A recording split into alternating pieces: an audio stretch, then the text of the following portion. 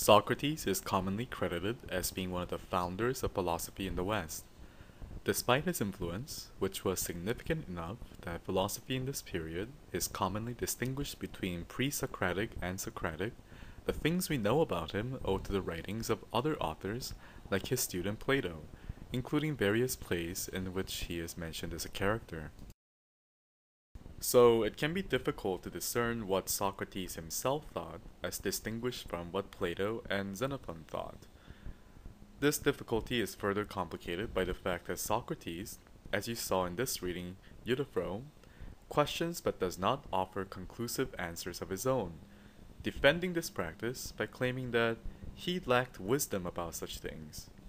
As you can see in the subsequent dialogues in this collection called The Trial and Death of Socrates by Plato, which we will return to again later in the semester, Socrates ironically claimed that he was wise because he knew that he did not know what others believed they knew but also did not know. In the context of this unit on Introduction to Basic Logic, we can already see some interesting things happening in this dialogue.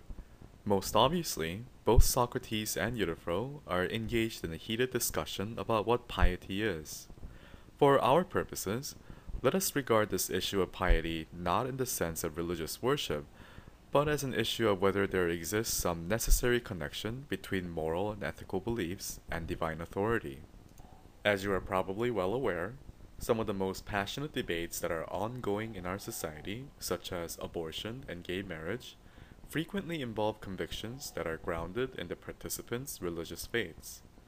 And certainly, in ordinary day-to-day life, persons might decide to tell the truth, refrain from stealing, and generally behave in compassionate or otherwise considerate ways because they believe that such behaviors are approved in the eyes of God or gods they choose to believe in. Can it be logically established that such a connection exists between the will of God and our knowledge of morality and ethics? We will not try to answer this question quite yet. What we will examine in this reading is whether or not Euthyphro is successful in providing a logical defense for that perspective. Let's highlight some parts of this dialogue. Socrates, tell me the nature of piety and impiety, of murder, and of other offenses against the gods. What are they? Euthyphro, piety is doing as I am doing, that is, to follow the example of the gods. Socrates, doing as you do. Remember that I did not ask you to give me 2 or 3 examples of piety, but to explain the general idea which makes all pious things to be pious. Socrates then says, tell me what is the nature of this idea, and then I shall have a standard to which I may look, and by which I may measure actions, whether yours or those of anyone else, and then I shall be able to say that such and such an action is pious, and such another impious. To which Euthyphro responds, piety then is that which is dear to the gods, and impiety that which is not dear to them. Now at this point, you may imagine that this dialogue is rather far removed from our own context. After all, outside of Battlestar Galactica, no one really talks about the pantheon of Zeus and Hera and Athena and other gods anymore, right? But Socrates' response to Euthyphro is important for us too, when he correctly points out that there is a division of opinion among the gods.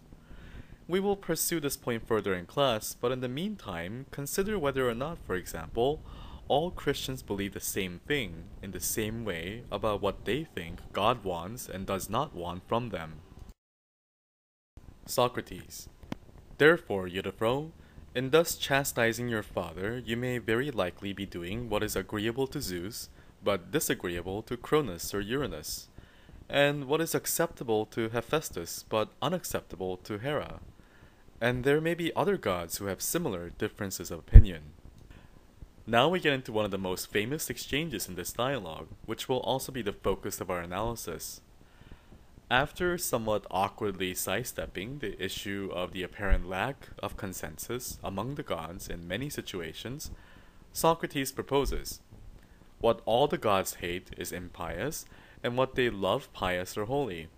And what some of them love and others hate is both or neither.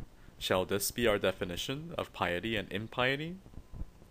Then the question, The point which I should wish to understand is whether the pious or holy is beloved by the gods because it is holy, or holy because it is beloved of the gods.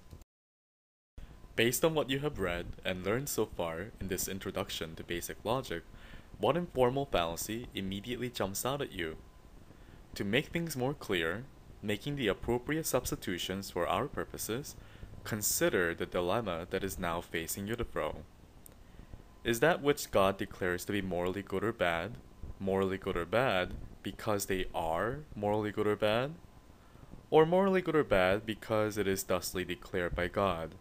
The conversation between Socrates and Euthyphro continues beyond this point. For example, to consider the possibility that piety may have an intimate connection to the idea of justice.